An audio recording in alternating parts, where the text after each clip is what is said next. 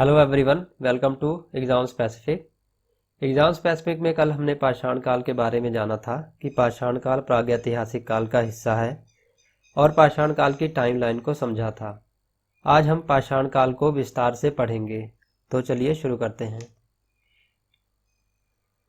तो पाषाण काल को कल हमने देखा था कि पाषाण काल 3 भागों में बांटा गया है। सबसे पहला है पुरा पाषाण काल, फिर है मध्य पाषाण काल और सबसे बाद था निम्न पाषाण काल।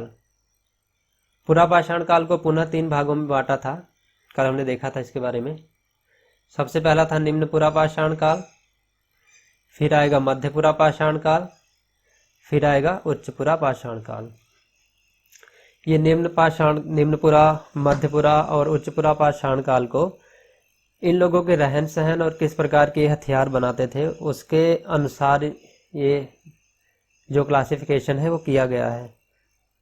जैसे निम्न पुरा पाषाण काल में देखें तो यहाँ पे जो पत्थर है, पत्थर के कोर का यूज़ किया जा रहा है, तो इसलिए इसे कोर प्रणाली के नाम से भी जाना जाता है। और यहाँ पे पत्थर के फलक का यूज़ किया जा रहा है, इसलिए इसे फलक संस्कृति के नाम से जाना जाता है। ये कोर क्या है, ये फलक क्या है, इसको अभी हम जानेंगे। और यहाँ पे फलक को और अधिक धारदार बनाया जा रहा है, तो ब्लेड संस्कृति के नाम से उच्च पुरा पाषाण काल जाना जा रहा है। अब यहाँ जान लेते हैं कि कोर और फलक क्या होता है। समझ लीजिए ये एक पत्थर है, ये वाला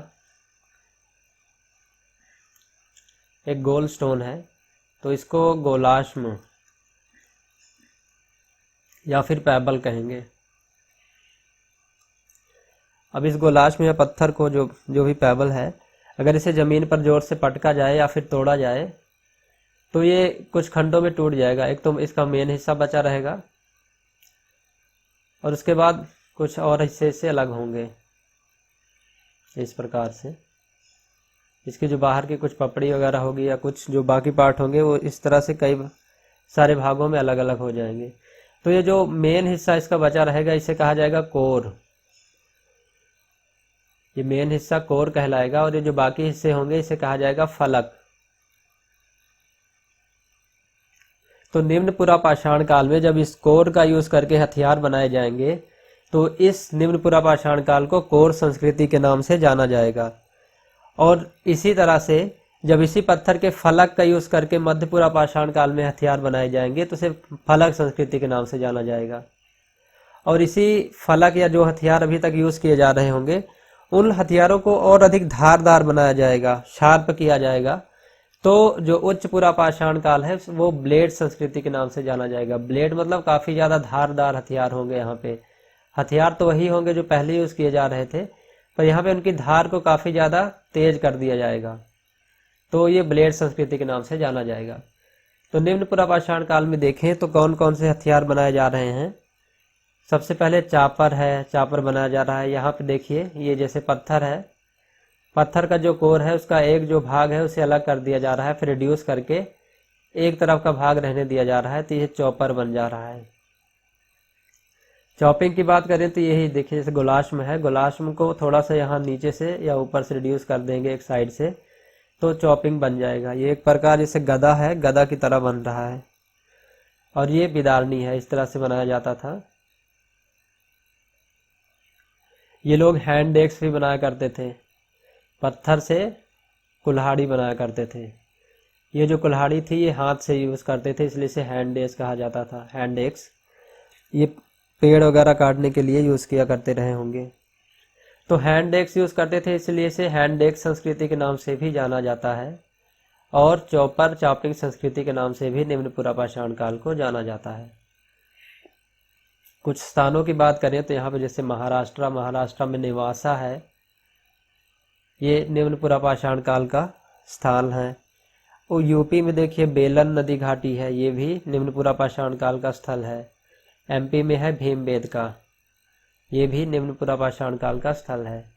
अब मध्य पुरा पाषाण काल के बारे में अगर देखें तो जैसा कि हमने अभी तक जाना कि यहाँ पे जो पत्थर है, पत्थर के फलक का यूज़ किया जा रहा है, इसलिए इसे फलक संस्कृति के नाम से जाना जा रहा है। जो मध्य पुरा पाषाण काल में हथियार बनाए जा रहे हैं वो है, मुख्य हथियार जो है वो है स्क्रैपर। स्क्रैपर माने खुरचनी। अब यहाँ पे क्या होता है, जो पत्थर है ये इस तरह से पत्थर होता था, तो पत्थर का जो एक साइड होता था उसे छेना जाता था, जैसे कि सिलबट्टा देखा होगा, सिलबट्टा होता है, अगर किसी ने देखा हो, सिलबट्टे में इस तरह से छेनाई की जाती है। तो उस पे सिल पे जो होता था बट्टे से ऐसे रगड़ा जाता है तो चटनी वगैरह बनती है या मसाला वगैरह पीस उठता है। तो उसी प्रकार से ये भी था, पर यहाँ पे जो ये छेनाई होती थी काफ़ी ज़्यादा शार्प होती थी।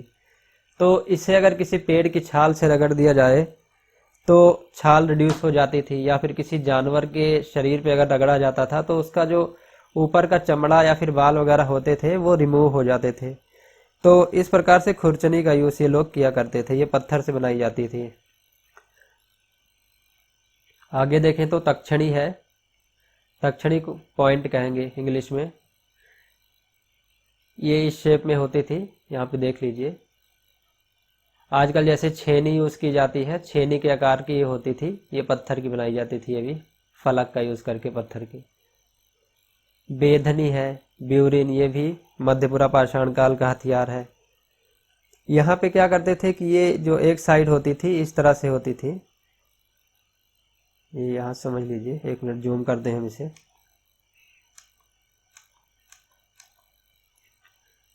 ये देखिए, ये एक जो सिरा होता था इसका उठा हुआ होता था, और जो दूसरा सिरा होता था वो चपटा होता था इसका, बेधनी का। इसकी एक फ़ोटो है, मैंने नीचे डिस्क्रिप्शन लिंक में डाली हुई है, आप वहाँ पे लिंक पे जाके इसकी जो एक्चुअल फ़ोटो थी उसे आप देख सकते हैं किस प्रकार से होती थी, तो ये ज़्यादा क्लियर हो जाएगा। बेधनी का ये इस तरह से होता था, एक जो भाग होता था उठा हुआ होता था और एक भाग चपटा हुआ होता था। पत्थर का यूज़ किया जाता था यहाँ पे इस प्रकार से। जो पत्थर यूज़ किए जाते थे वो थे क्वार्टजाइट, चर्ट हो गया, जिस्पर और फ्लिंट। इन सब पत्थरों का यूज़ करके मध्यपुरा पाषाण काल में हथियार बनाए जाते थे। मध्यपुरा पाषाण काल के स्थलों की बात करें तो यहाँ पे भी नेवासा जो है ये महाराष्ट्र में है, ये भी मध्यपुरा पाषाण काल से संबंधित स्थल है। हथनौरा में, ये हथनौरा है मध्य प्रदेश में, ये नर्मदा नदी के तट पर स्थित है। यहाँ पे मानव कंकाल के साक्ष्य मिले हैं। क्वेश्चन आ जाए कि मानव कंकाल के साक्ष्य निम्न में से किस स्थल पे मिले हैं या किस पुरा पाषाण काल के स्थल से मिले हैं, तो हथनौरा आएगा। ये काफ़ी ज़्यादा इंपॉर्टेंट क्वेश्चन है। उच्च पुरा पाषाण काल की अब बात करते हैं। तो उच्च पुरा पाषाण काल में क्या है कि जो हथियार हैं वही यूज़ किए जा रहे हैं। जैसे देख लीजिए, खुरचनी है, बेधनी है, तक्षणी है, या इससे पहले चॉपर चॉपिंग वो भी यूज़ किए जाते रहे होंगे। पर यहाँ पे मुख्यता क्या है कि मुख्यता यही है इसमें कि जो अभी तक हथियार यूज़ किए जा रहे हैं उसे और धारदार बना लिया गया है, मतलब ब्लेड की तरह बना लिया गया है। तो इसलिए इसे ब्लेड संस्कृति के नाम से भी जाना जाता है। जैसे ये हथियार है पहले का, तो इसके जो किनारे हैं, किनारों को धारदार कर लिया जाएगा, तो ये ब्लेड की तरह यूज़ होगा। मतलब उच्च पुरा पाषाण काल को ब्लेड संस्कृति के नाम से जाना जाएगा। और काफ़ी ज़्यादा इम्पोर्टेंट यहाँ पे एक क्वेश्चन निकल के आता है, जो आधुनिक मानव है। आधुनिक मानव, आधुनिक मानव को कहा जाता है होमोसेपियंस। होमोसेपियंस का पूछता है, होमोसेपियंस का उदय या विकास कहाँ पे हुआ, तो उच्च पुरा पाषाण काल आएगा। अगर तो सिर्फ पुरा पाषाण काल दे दे, जैसे पूछ ले पुरा पाषाण काल, मध्य पाषाण काल, निम्न पाषाण काल, और एक ऑप्शन दे दे सिंधु घाटी सभ्यता काल, तो इनमें अगर चार इस तरह के ऑप्शन दे के पूछे तो वहाँ पे आंसर आएगा पुरा पाषाण काल। अगर ये तीन ऑप्शन दे दे, निम्न, मध्य पुरा और उच्च पुरा, इसमें पूछ ले कि आधुनिक मानव का विकास कब हुआ या उदय कब हुआ, तो आंसर आएगा उच्च पुरा पाषाण काल। नेक्स्ट है इसमें भीमबेटका की चित्रकारी। भीमबेटका की चित्रकारी जो थी वो उच्च पुरा पाषाण काल से संबंधित है। भीमबेटका है मध्य प्रदेश में, जिला पड़ता है रायसेन। यहाँ पे लाल और हरे रंग का प्रयोग किया गया है। पूछता है एग्जाम में मुख्यतः कौन से रंग यूज किए गए हैं, लाल और हरा। ये कि इस पे भी क्वेश्चन बन जाता है कि यहाँ पे किस प्रकार के पशु पक्षियों के चित्र बनाए थे इन लोगों ने। तो ये लोग ज़्यादातर उन पशु पक्षियों के चित्र बनाते थे जिनका ये लोग शिकार किया करते थे, जिन जानवर का या पक्षी का शिकार करके ये लोग खाते भी थे। तो उन पशुओं या पक्षियों के चित्र ये लोग यहाँ पे बनाया करते थे। जो गुफा होती थी, गुफा के दीवारों पे ये लोग चित्र बनाया करते थे। आगे देखते हैं मध्य पाषाण काल के बारे में। मध्य पाषाण काल का जो समय था वो 10,000 से लेके 8,000 BC तक का था। अब यहाँ पे मध्य पाषाण काल में अब क्या हो रहा है कि जलवायु परिवर्तन हो रहा है। हमने इससे पहले देखा था कि यहाँ हिमयुग था,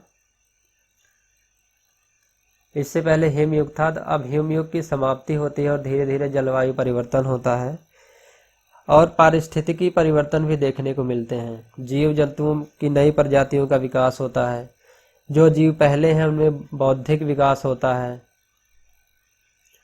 और जब बुद्धि का विकास होता है तो इंसान आगे और सभ्यता की ओर अग्रसर होगा। तो अब यहाँ पे देखिए, अब जब बुद्धि का विकास हो रहा है इंसान का, तो इंसान अब पहले जो अलग तरह के हथियार बनाया करता था, बड़े होते थे साइज में, अब यहाँ पे छोटे औजार बनाने लगा है। मध्य पाषाण काल में जो मुख्य हथियार हैं वो हैं त्रिभुजाकार शेप में बन रहे हैं, नवचंद्राकार आकार में बन रहे हैं और समलंबाकार आकार में भी बनाए जा रहे हैं। अब ये जो नवचंद्राकार हथियार होते थे, ये लोग फेंक कर भी मारते थे, मतलब एक साइड से पकड़ते थे और फेंक कर भी जानवर या पशु जो भी होता था उस पर आक्रमण किया करते थे। तो इस फेंकने की वजह से प्रक्षेपास्त्र तकनीक का विकास हुआ और प्रक्षेपास्त्र तकनीक से ही तीर कमान का विकास भी मध्य पाषाण काल में देखने को मिलता है। तो क्वेश्चन पूछ सकता है कि तीर कमान का विकास किस समय हुआ, तो उसका आंसर आएगा मध्य पाषाण काल में। पशुपालन इन्होंने मध्य पाषाण काल में शुरू कर दिया था इंसान ने। आग का प्रयोग भी मध्य पाषाण काल में हुआ, पर ये आग का एकदम कंट्रोल्ड यूज नहीं था। ये जंगल में जो स्वतः आग लगती थी उसका ये लोग प्रयोग किया करते थे। अब यहाँ पे स्थल देख लेते हैं मध्य पाषाण काल से संबंधित जो स्थल हैं। उत्तर प्रदेश में है सराय नहर और महदहा, ये दो जो स्थल हैं ये सबसे प्राचीनतम मध्य पाषाणिक स्थल हैं, सराय नहर और महदहा। सराय नहर जो है ये यूपी में प्रतापगढ़ पड़ता है। प्रतापगढ़ अगर जानते हो, प्रतापगढ़ हो गया, या अमेठी का नाम सुना होगा, राहुल गांधी कंस्टिट्यूंसी काफ़ी फेमस है। तो ये अमेठी और प्रतापगढ़ ये आसपास ही है। तो प्रतापगढ़ में वहाँ पे है ये सराय नहर। महदहा भी उसी के आसपास ही है। उसके बाद दमदमा पड़ता है, यहाँ पे 41 नरकंकाल मिले हैं। महदहा से युगल शवाधान मिले हैं। युगल शवाधान के बारे में हमने पहले भी बात की है कि युगल शवाधान क्या होता है, एक बार जान लेते हैं फिर से। एक ही कब्र में अगर दो शव एक साथ दफनाए गए हैं तो उनको युगल शवाधान कहा जाएगा। लेखैया है एक स्थल यूपी में, यहाँ पे 17 नरकंकाल मिले हैं। राजस्थान की बात करें तो राजस्थान में बागौरा या बागौर स्थल है, यहाँ पे पशुपालन के साक्ष्य मिले हैं। सांभर से मिले हैं प्राचीनतम वनस्पति के साक्ष्य। मध्य प्रदेश में है आदमगढ़ से पशुपालन के साक्ष्य मिले हैं। तो यहाँ राजस्थान में बागौर और आदमगढ़ मध्य प्रदेश में दोनों स्थलों से पशुपालन के साक्ष्य मिले हैं। राजस्थान के सांभर से मिले हैं प्राचीनतम वनस्पति के साक्ष्य। आगे चलते हैं, मैप में इन स्थलों को थोड़ा देख लेते हैं तो समझना इजी हो जाएगा। अब ये है जैसे यूपी, उत्तर प्रदेश, तो उत्तर प्रदेश में यहाँ के आसपास है प्रतापगढ़ और यहीं पे है सराय नहर।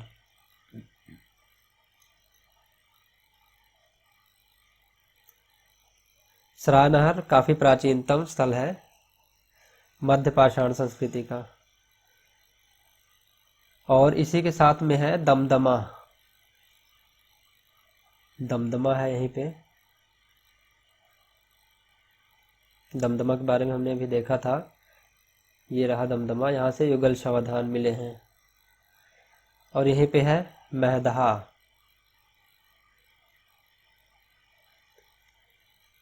ये सब यूपी के स्थल हैं। और इस तरफ विंध्य श्रेणी पड़ती है। विंध्य श्रेणी के पास में है ये लेखैया, इसके बारे में हमने भी देखा था, लेखैया के बारे में। ये मिर्जापुर पड़ जाता है,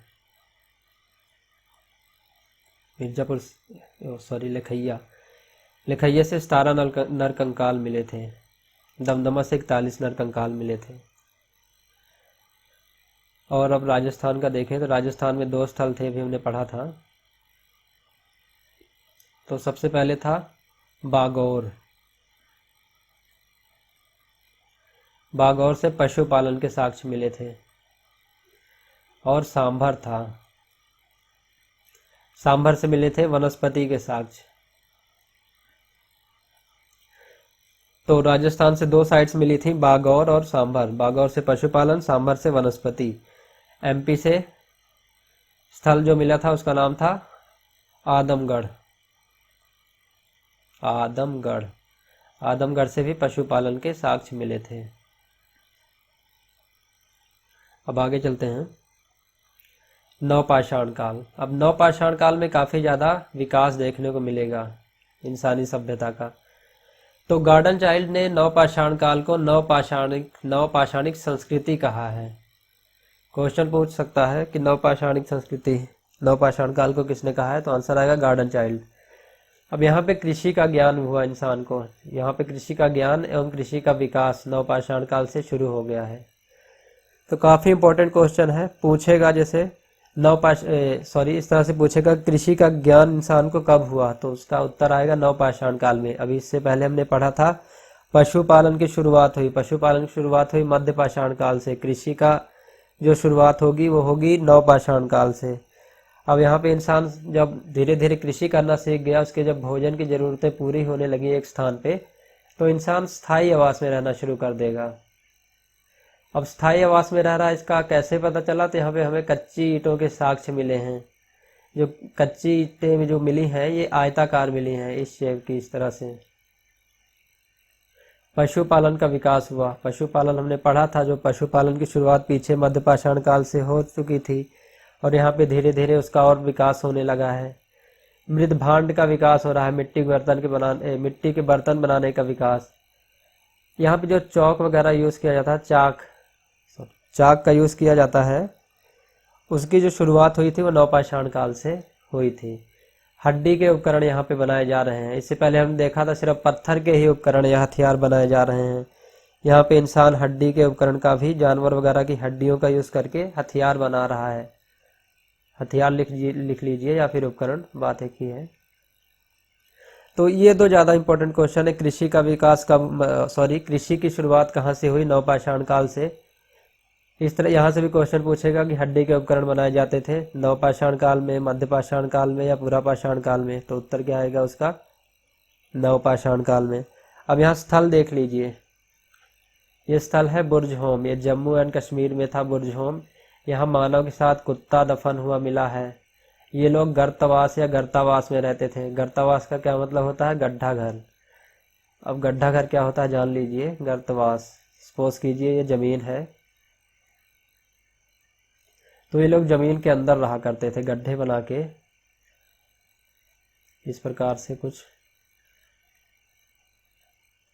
मतलब जमीन के ऊपर नहीं रहते थे, जमीन के अंदर रहा करते थे, तो इसे कहते हैं गर्तावास।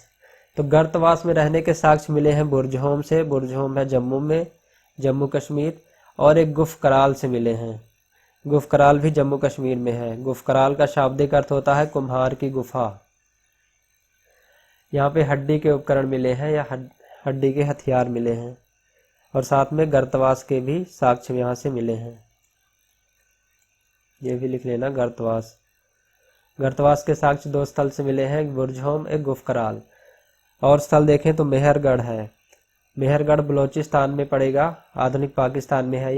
ये सबसे प्राचीनतम बस्ती थी नवपाषाण कालिक, और या उससे भी प्राचीन थी ये। यहाँ पे गेहूं, जौ, कपास, अंगूर, खजूर और भैंस पालन आदि के साक्ष्य मिले हैं। क्वेश्चन पूछ ले जैसे गेहूं, जौ, कपास, इनके साक्ष्य कहाँ से मिले, तो मेहरगढ़ आंसर आएगा। कोलडीहवा है, कोलडीहवा उत्तर प्रदेश में है। यहाँ पे धान और चावल के प्राचीनतम साक्ष्य मिले हैं। ये जो कोलडीहवा ये पड़ जाएगा इलाहाबाद के करीब में पड़ेगा। अब प्रयागराज के नाम से जाना जाता है, इलाहाबाद या प्रयागराज लिख लीजिए, इसके आसपास है ये स्थल। चिरांद है, चिरांद बिहार में पड़ेगा। यहाँ पे सर्वाधिक हड्डी के उपकरण मिले हैं, और जो हड्डियों यूज की गई थी वो हिरण की थी ज़्यादातर। ये भी काफ़ी इंपॉर्टेंट है, क्वेश्चन पूछेगा सर्वाधिक हड्डी के उपकरण कहाँ से मिले, तो उत्तर आएगा चिरांद से। चिरांद कहाँ पे है, बिहार में। मैप में आ जाए अगर भरने को तो। राख के टीले भी मिले हैं कई कई जगह से। अब यहाँ पे एक बात और जान ली, नवपाषाण काल में इंसान ने आग का यूज़ करना सीख लिया है।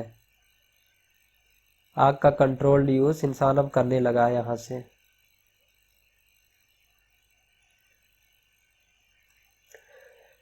तो राख के टीले मिले हैं उतनूर से, पिकलीहल, कुपगन, कोडक्कल, इन स्थलों से राख के टीले मिले हैं। इन्हें भी मैप में देखेंगे हम, तो चलिए देखते हैं।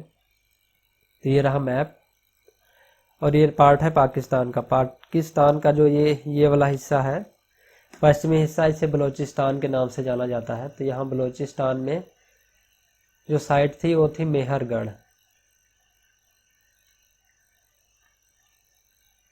मेहरगढ़ जो है प्राचीनतम स्थल था और मेहरगढ़ से जो मिला है, हमने भी देखा था, ये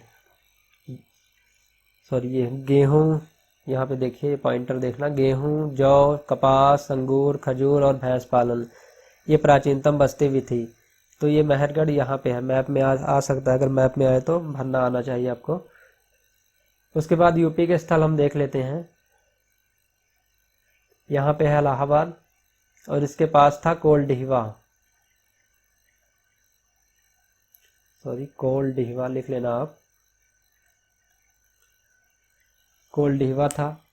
और भी कुछ स्थल थे, उनके बारे में जाने रहिएगा, जैसे कि महागरा,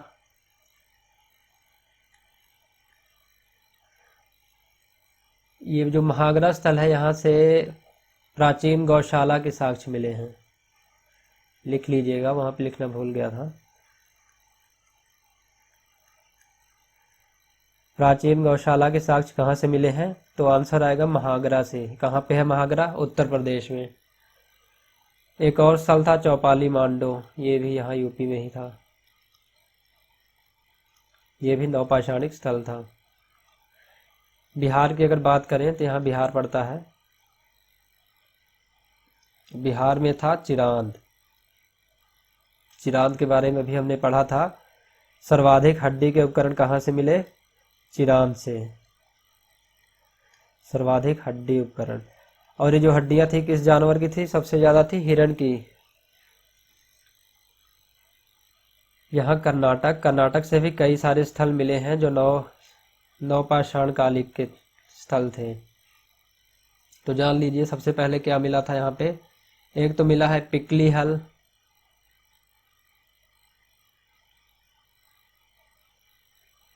और मिला कोडेक्कल,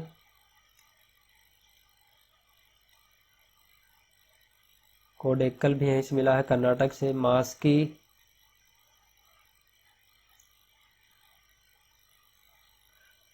और है हल्लूर। ये सब स्थल यहीं से है। एक और स्थल था ब्रह्मगिरी।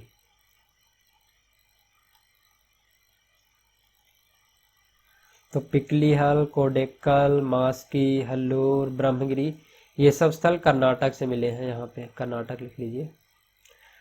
यहाँ देखा पिकलीहल, यहाँ पिकलीहल और कोडक्कल, यहाँ से राख के टीले मिले हैं। यहाँ आंध्र प्रदेश है, इस साइड में आंध्र प्रदेश से मिला है उतनूर, उतनूर से भी राख के टीले मिले हैं। तो ये था नवपाषाण काल के बारे में। तो अब हम पाषाण काल को यहीं पर समाप्त करते हैं और इससे अगले पार्ट में हम क्वेश्चंस डिस्कस करेंगे और देखेंगे कि सिविल सर्विसेज में और जो अन्य जो एग्ज़ाम होते हैं उनमें किस प्रकार से क्वेश्चंस पूछे जा सकते हैं। तो अब इसे हम यहीं पे समाप्त करते हैं। इसका जो PDF का लिंक है वो नीचे टेलीग्राम का चैनल दिया गया है, वहाँ से आप जाके डाउनलोड कर लीजिएगा। तो यदि वीडियो पसंद आई हो तो लाइक ज़रूर करें और अपने दोस्तों के साथ भी शेयर करें। और यदि आप इस चैनल पर अभी तक नए हैं तो कृपया चैनल को सब्सक्राइब कर लें और बेल आइकन भी दबा दें। तो फ्रेंड्स, कैसा लगा आपको ये वीडियो? यदि अच्छा लगा तो लाइक ज़रूर करना, और यदि आपका कोई कमेंट हो, कोई क्वेश्चन हो या कोई सुझाव हो तो नीचे कमेंट बॉक्स में ज़रूर टाइप करना।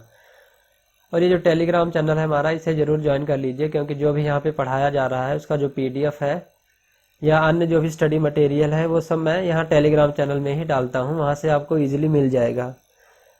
मुझसे यदि कोई क्वेश्चन या क्वेरी हो तो यहाँ पे ट्विटर का हैंडल है twitter.com/examspecific के नाम से, एग्ज़ाम स्पेसिफिक से ज्वाइन कर लीजिएगा। फेसबुक पे एक्टिव रहते हैं तो फेसबुक पेज है हमारा एग्ज़ाम स्पेसिफिक के नाम से, यहाँ से इसे ज़रूर ज्वाइन कर लेना। और इंस्टाग्राम पे भी हमारा एग्ज़ाम स्पेसिफिक का पेज बनाया गया है, इसे भी ज्वाइन कर लीजिएगा। तो अब अंत में जाते जाते बस इतना ही कहना चाहूँगा कि कम पढ़ें पर अच्छा पढ़ें। This is Ashok signing off, thank you.